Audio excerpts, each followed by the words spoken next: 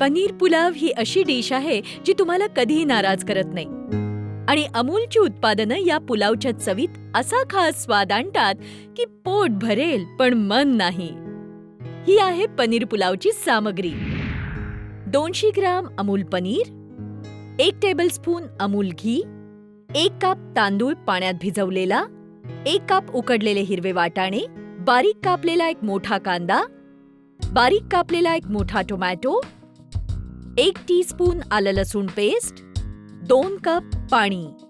मसाले: 1 टीस्पून हिरवी मिरची पेस्ट, 1 टीस्पून लाल मिरची पावडर, प्रत्येकी अर्धा चमचा हळद आणि धणे पावडर, गरम मसाला आणि चवीपुरतं मीठ.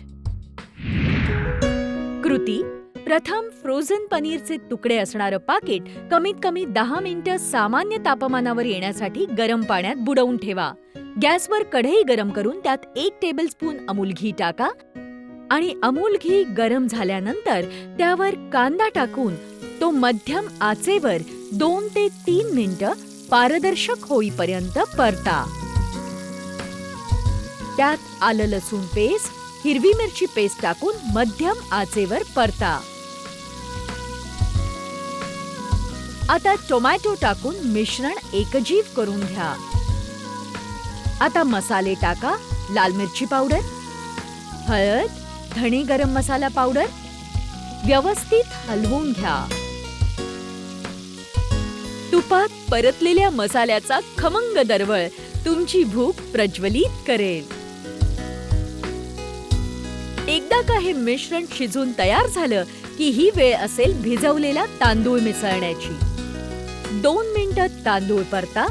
मसाल्यात तांदूळ चांगल्या प्रकारे मिक्स झाल्यावर त्यात 2 कप गरम पाणी टाका. ते नीट हलवून घ्या आणि मग कढईवर झाकण ठेवा. 3 ते 4 मिनिटं तांदूळ शिजू द्या. आता वाफवलेले हिरवे वाटाणे टाका.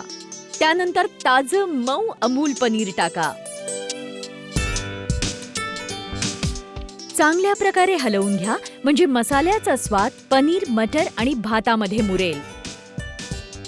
त्यानंतर चवीनुसार मीठ टाका आणि हलवा.